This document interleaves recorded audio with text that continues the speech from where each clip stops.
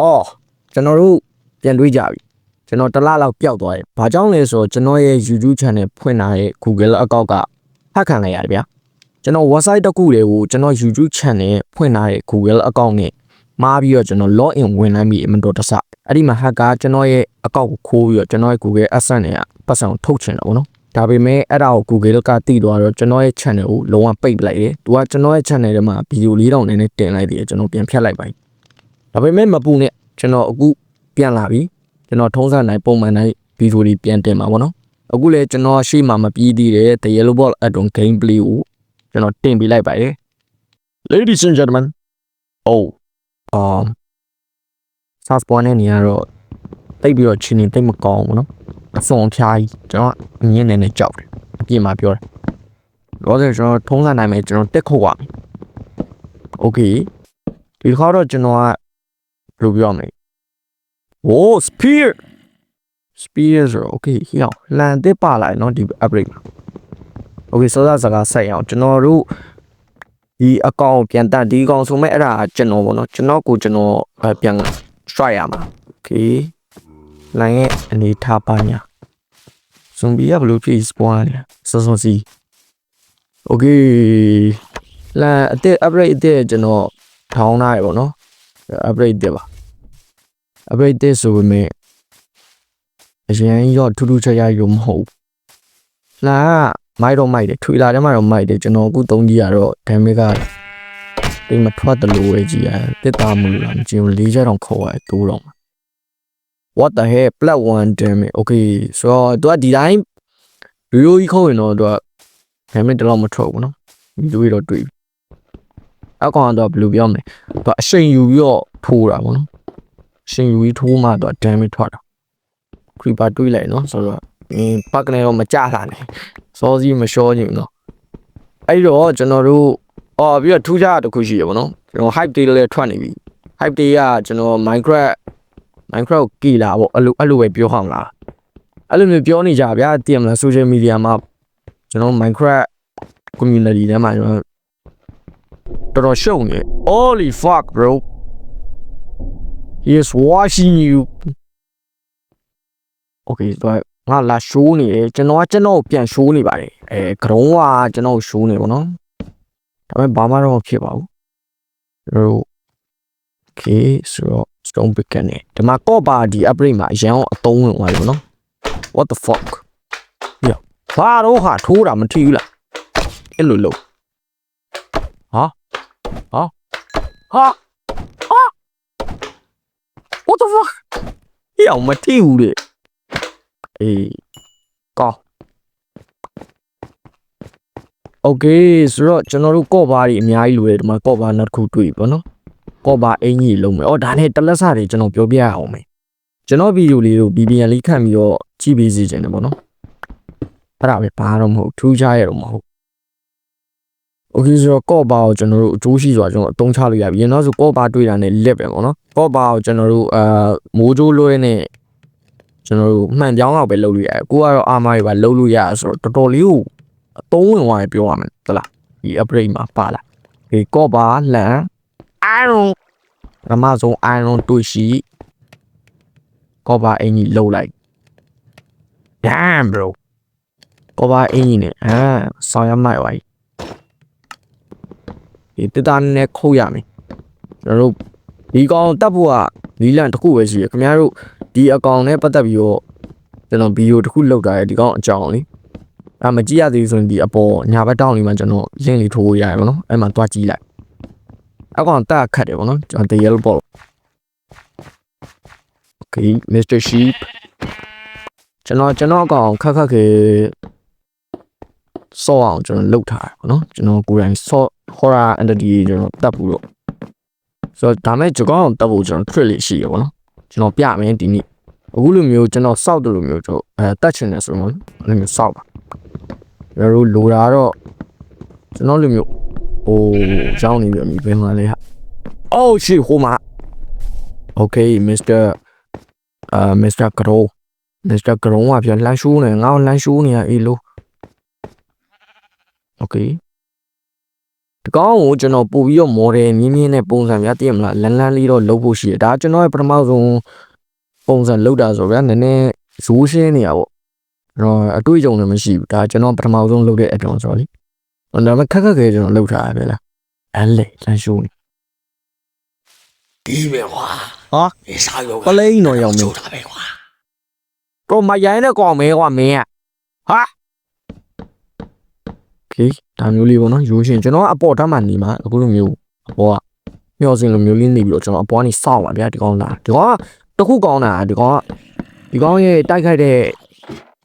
ပုံစံလေးဖောင်ကသူက3ရက်နေမှာ spawner လို့ zombie ဘာလာရှာတော့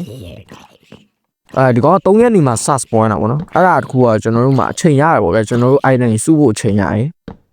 အဲ့ဒီအတော်တွင်တော့ item စုနိုင်စုမစုနိုင်တော့ခမရညတိုင်းစောက်တော့ကလာပြီးမှာပေါ့နော်ဒီကောင်တားလည်းတော်တော်ခတ်တယ်ဗျ spawn မီဆိုရင်လည်းတော်တော်က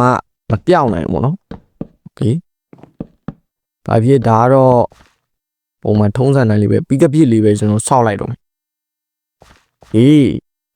ယောဂပေါ်မှာကျွန်တော်တို့ဂရင်းဒီပါတီထားရမယ်ပေါ့နော်ဒါမှဒီကောင်ကိုတပ်ဖို့တော့မရှိမဖြစ်လိုတာတော့ရှိတယ်ပေါ့နော်လောဆယ်တော့မိုင်းတူကိုအဲ့ဒီပစ္စည်းယူဖို့ကျွန်တော်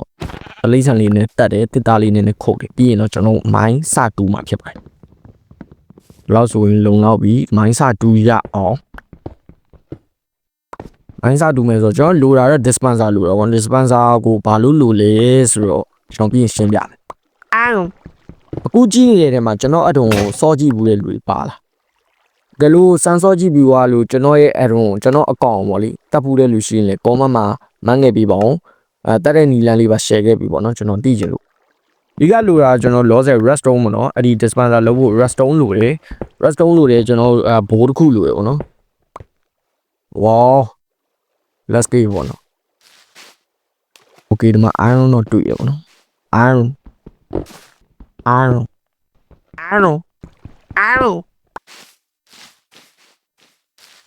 oh redstone တွေ့ပြီဆိုတော့ကျွန်တော်လစ်လို့ရပြီပေါ့နော် redstone တွေ့ပြီဆိုတော့ကျွန်တော်ဒိုးလို့ရပြီကျွန်တော် dispenser လုပ်ပြီးရင်တော့ဒီကောင် easy တက်လို့ရဗျာဘာမှတော့မလိုဘူးပေါ့ oh damn ဒါတော့ရတော့မြန်လုံးနေအိုးအေးနှစ်တုံးဆိုကိုဝိုင်းငါတို့ diamond sword လုပ်ပြီးတော့ဒီကောင် shrine ခဏလေးနဲ့တက်လို့ရတော့okay ချိန်ဆိုတက်မယ်မြန်လေး short ပြမယ်နော်ဒါပြောမယ်ဆိုရင် game play ပြီးလို့ဆိုရတဲ့ကျွန်တော်တို့tutorial လို့မျိုးလဲပြောလို့ရတယ်ဒီကောင်တက်နီပေါ့ဗျာဒီကောင်အားနေချက်ပဲပြောအောင်ဒါပေမဲ့လွယ်တော့တက်လို့တော့မရဘူးကျွန်တော်လုပ်တဲ့အတိုင်းလေးအေးချလုံးမှာခင်ဗျာတက်လို့လွယ်လိမ့်မယ်တော့ကျွန်တော်ထင်တာပဲငါ base ကိုဟာဘယ် what the heck ငါဝီးလည်းမသွားပါဘူးဒီနားလေးတင်ဥစ္စာဘယ်ရောက်သွားငါ base ကဟာလောက်ကြပါ base ပြောင်းနေလောစေအော်ရှိမှာ okay ဆိုရပြီကဲအောက်ကိုကျွန်တော်တို့ထုံးစံနိုင်မယ်နော်ဒီလိုမျိုး block လေးblock အမြင့်လောက်ကျွန်တော် train လေးတူးမယ်ပြီးတော့ဒီမှာဒါ redstone လမ်းချောင်းပေါ့ဗျာအဲ dispenser ကိုကျွန်တော် redstone စီးဖို့အတွက်ပြီးရင်တော့ကျွန်တော်တို့ထုံးစံနိုင်မှာနော် trapdoor လိုတယ် oh be careful bro ကျွန်တော် area ဒီမှာဒီကောင်ရှောင်းနေပြီဘယ်နာမှလည်းမသိ bro where are you oh ဒီမှာအေးလို့ကရုံငါတိတ်ချင်နေတာကရုံဟောတက်ပြီးတော့ကြည်လိုက်အောင် what the fuck အပေါ်တက်မရဘူးဖြစ်နေရအဲ့ဒါတခုကျွန်တော်အကောင့်ရဲ့အားနေချက်ဖြစ်သွားပြီပေါ့နော်ကျွန်တော်အကောင့်ကျွန်တော်အဲ့လိုအတုံးကိုကုတ်တက်တောင်ပင်းကူလို spider လိုလေကုတ်တက်တောင် ability ကျွန်တော်ထည့်ဖို့မေ့သွားတယ်အဲ့ဒါနောက် update ကြရင်တော့ကျွန်တော်ထည့်ဖို့အစီအစဉ်ရှိတယ်လောဆယ်ကျွန်တော် spider share ရမယ်spider ဘာလို့လဲဆိုတော့ဘိုးလို့ဖို့တော့ကျွန်တော် screen လို့အကျိုးလိုရပေါ့နော် oh spidey come on အေးကျိုးလေးမှာအေး creeper no အပြကောင်လေးမတက်ချင်ဘူးငေါ့လေးချစ်စရာလေး hello Mr. oh ဆောက်လာပြန်အကျိုးတော့ရပြီနော်ဟေ့မင်းဘိုးပေးလိုက်ငါစပိုက်တာထပ်တတ်ရမလို့အေးဘိုးyeah okay ဆိုရပြီဆိုတော့ dispenser လုပ်ရကျွန်တော်အကုန်ပြည့်စုံပါ restaurant လည်းရှိပြီဆိုတော့ let's go okay လောဆယ်ရေပုံးလူတွေဟာရေပုံးလောက်အောင်မယ်ရေပုံးကဘာလို့ဖို့လောက်တာလဲဆိုတော့ဒီမှာပြမယ် तू ကဒီကောင်ကဝေးခွေးဘာလောက်နေအောင် no ဒီကောင်အရင်ဖြည့်ရှင်းမှရမှာလားခိုးလို့ကလည်းမရဘူးလားဒီကောင်ကပြောမယ်ဆိုရင်ခမ ्या ကိုခိုးလို့မရတဲ့ခါကြရင်ဟာလာကြည့်နေပြန်ပြီပြောမို့စကားပြောကောင်းကောင်းပြောမရဘူးအေးဒီခွေးတော့ဟာဒီလိုကပျောက်သွားဆဲဆဲကြီးပျောက်သွားတော့နည်းမရိုင်းတော့အဲ့ဒါကိုတိုင်းလောက်တာကြီးရောစောက်သေးရဒီမှာစောက်တော့မကြတဲ့ကောင်ဒီကောင်ကဘယ်လိုမျိုးလဲဆိုဗျာပြောမယ်ဆိုရင် तू ကခမ ्या ခိုးလို့မရပဲနဲ့ तू ကတနေရာထဲမှာရက်နေရဆိုရင် तू ကအဲ့လို start ဖြစ်နေပေါ့ဗျာအဲ့လိုမျိုးဆိုရင်ဒီကောင်ပျောက်သွားအော်လိုပျောက်သွားအဲ့ဒီပြဿနာကိုဖြေရှင်းမှုတော့ဒီကောင်ကိုကျွန်တော်တို့ဖောင်ချိန်မှုလို့ဒီကောင်အဲ့ဒီရေကူးတဲ့ပုံစံနဲ့ကျွန်တော်ရိုးပုံစံပေါ့နော်ရိုး basic လမ်းလျှောက်တဲ့ပုံစံအဲ့လိုအနေထားချိန်တဲ့တွင်းမှာကျွန်တော်တက်ကမှာပေါ့နော်အဲ့လိုမျိုးဘာလို့လဲဆိုတော့ဒီကောင်စက္ကန့်20နေပျောက်သွားခင်ဗျာအဲ့လို start တနေရာမှာနေရာတစ်ခုတည်းမှာ start ဖြစ်နေပြီးတော့စက္ကန့်20ပြင်ပျောက်သွားအဲ့ဒါတော်တော်ဆိုးတယ်ဒီကောင်တက်ခတ်စီတဲ့အချက်ပေါ့နော်အဲ့ဒါကိုကျွန်တော်ကဒီ dispenser လေးနဲ့ကျွန်တော်ရိုးရှင်းဖြည့်ရှင်းပါဒါပေမဲ့နောက် upgrade ကျရင်တော့ကျွန်တော်ပြောင်းပါတရား okay Mr. Creeper ပောက်ဝင်ဘယ်လိုလုပ်မှာဟိုထဲမှာရေပုံးခန့်နေတော့ကုံဘီဟဘီရဟာခမ ्या ဆော့ပြီးသွားပြီလားမသိဒီအထုံးလေးဆော့ကြည့်လိုက်အောင်ကျွန်တော်ဘာဒီလိုအပ်ချက်ရှိသေးလဲဆိုတော့ခမ ्या တို့ပြောမှသိမှာပေါ့နော်ကျွန်တော်အရင်ဗီဒီယိုမှာလည်းcomment တော့ကျွန်တော်ဖတ်ထားတယ်အဲ့ဒီကလိုအပ်ချက်တွေတော့ကျွန်တော်လိုမယ်ထင်တဲ့ဟာတွေတော့ကျွန်တော်မှတ်ထားရပါတော့ကျွန်တော်မှတ်စုနေအဲ့ဒီဟာကြီးကျွန်တော်ထည့်သွားဖို့ရှိရနောက်အတွင်ရဟေးဒါမျိုးတော့လားအဲ့လိုမျိုးကြီးကြဘာလို့ရပြန်မပိတ်လဲဒါနှစ်ချက်နှိမ့်ပါလားအဲ့လိုတစ်ချက်ဒါမပိတ်လားဒီဘောက်ဆိုရလေကအဲ့လိုနှစ်ချက်မှပိတ်တယ်โอเคကျွန်တော်ပြတော့မယ်နေတော့လောဆယ်ဒီဘက်ကဒီကောင်ဆင်းလို့ရအောင်အဲ့လို track တို့နဲ့တော့ fade လောက်တာပေါ့ဗျာဒီအဲ့လိုအမှ block ရှိတဲ့ပုံစံမျိုးထိန်မျိုးကောင်ပြုတ်ကြပါမယ်အဲ့လေတော့တွေးထားတာတော့အဲ့လိုပဲဟုတ်ဖြစ်ချင်မှလည်းဖြစ်မှာကျွန်တော်စမ်းတော့မစမ်းကြည့်ရသေးဘူးလားဖုန်းဘီတော်နေရှုပ်လာတာညာရင်ပတ်ကြပြီးတော့ဒီကောင်အိတ်လို့မရတာဟာရောက်လာပြီကွာဒီကောင်ရှိနေအိတ်လို့မရဘူးအဲ့တော့ဒီကောင်တတ်နေတဲ့တော်နေတခြား entity တွေအာယုံလာနောက်မှာပေါ့နော်အဲ့တခုလည်းရှိတယ်ဒါမဲ့ကိစ္စမရှိဘူးသိရမလားကျွန်တော်တို့ holy shit bro လာလိုက်ခဲ့စမ်းပါကြောင်လာပြောင်းနေရေးမှာဒီကောင် movement speed ရတည်တဲ့အတိုင်းထုံးစံနိုင်မယ်ခမ ्या movement speed နှီးနေလို့သူကနှီးလိုက်နှီးသူကခမ ्याမြန်လို့သူကလိုက်မြန်ခမ ्या အမိလိုက်နိုင်တယ်ပြောမှဆိုဒီကောင် AI ကကျွန်တော်အဲ့လိုလောက်တာပါနော်ဇုံရှုပ်လို့ကွာဟောလာချက်စင်းအောက်စင်းအေးဘောမစင်းဟာစင်းအောက်စင်းပြုတ်အမပြုတ်ကြသွားပြီ let's go ငါပြုတ်ကြောင်း okay ရပြီဆိုတော့ကျွန်တော်ထောင်ချောက်တွေဝင်သွားပြီဒီကောင် okay ထောင်ချောက်တွေဝင်ပြီးတော့ဒီကောင်ကအမှန်ကြီးကျွန်တော်ပြမယ်အခုလို step ဖြစ်နေတဲ့အချိန်မှာခမ ्या ကိုစက္ကန့်20နေခမ ्या ကိုခိုးလို့မြန်တော့ပျောက်သွားလိမ့်ခိုးလို့ပြောရှင်းမယ်လို့ထင်တာမှန်လားအိတ်လို့ကလည်းမရဘူးဗျာသူရှိနေအဲ့ဒါကြီးကတော်တော်ဆိုးတယ်ဒီကောင်လောလောဆယ်အသက်ပြန်တက်ဖို့ကအသားမရှိတော့ဘူးလူလိုက်အောင်ဆုံရအောင်လားပြီးပဲမဝေးနေထင်တာဟာပြီးရှိသေးလားโอเคရှိသေးတယ်ဒီကောင်ကခေါင်းကတမရချုပ်ရရင်တို့ဒီကောင်မှာ story line ရှိရကျွန်တော်ပုံဖော်ထားပြီးသားအဲ့ဒါကိုလေကျွန်တော်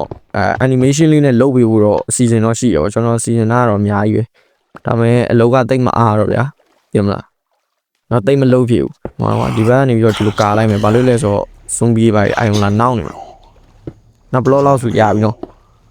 ဆိုရင်ကျွန်တော်ဒီဘက်ကနေဒီအပေါက်လေးဖောက်ဖို့လိုတယ်ဟိုခလုတ်လှမ်းနှိပ်ကိုโอเคဒီမှာကြည့်ပြမယ်โอเคရေလွတ်လိုက်တော့အဲ့လိုရေကူးတဲ့ form ဖြစ်သွားအဲ့ချိန်မှာခုတ်ဗျာစက္ကန့်20မှာပြင်းချင်းခင်ဗျာခုတ်လို့ရတယ်ဟေးဟုတ်လားမြန်တော့မြန်နေတော့ movement speed ကုတ်တက်တော့ဝိုင်းတော့ဒီကောင်တော်တော်တက်ခတ်တဲ့ကောင်ဖြုတ်ရမယ်လို့ထင်တယ်ပြီးတော့ jump scare တွေပါလေကျွန်တော်ထည့်ဖို့ plan ရှိရပေါ့နော်အဲ့လေထည့်မှာပေါ့လောစေတော့ဒါ စမ်းတပ်ပုံစံမျိုးပဲရှိရဘီတာလို့ဘာရှင်းအဆင့်လောက်ပဲရှိအောင်ပဲဗျာဒီကောင်ဘာကောင်မရေတော့မဟုတ်သေးဘူးထူးထူးခြားခြားရေတော့မရှိသေးဘူးဒီကောင်ရဲ့ ability โอเคဟိုအဲ့တိုင်းပဲလှမ်းရှော့လို့အေးဘေးရောက်ရလာခန့်နေသေးတယ်အိုးရှော့လိုက်ဒီကောင်ထွေလာခင်ဗျားကြည့်ပွားလားဒီကောင်ထွေလာမိတ်ဆက်ပေါ့လေအရိယာလေးကျွန်တော်လှုပ်ထားရှိတယ်အဲ့ဒီရဲ့ဒီညာဘက်တောင်းမှကျွန်တော်လင်းလေးထားပေးတာမယ်နော်ခင်ဗျားဝင်ကြည့်လိုက်ဟေးရှော့သွားပြီโอเคဆိုတော့သူ့ကိုတက်လိုက်ဘာရမလဲဆိုတော့ခင်ဗျားပြမယ်သူ့ကိုတက်လိုက်တော့ကျွန်တော်တို့ဘစ်လီယာပေါ့နော်ကျွန်တော်ရဲ့ဘစ်လီအဲ့ဒါလေးကခေါင်းမဆွတ်လို့ရတယ်မိုက်လာတော့မသိခင်ဗျားသုံးသက်ချက်လေးကျွန်တော်ကိုကောမမှာရေးသွားပြီပေါ့နော်ပြီးတော့ကျွန်တော်ထင်တယ်ကျွန်တော်ဒီအဒွန်တွေထဲမှာမြန်မာလိုပြောတဲ့အဒွန်ကကျွန်တော်အဒွန်ပဲရှိအောင်ပဲထင်တယ်ဖေချောင်းမသိဘူးဒီလောက်ပဲဒီနေ့ပြီတော့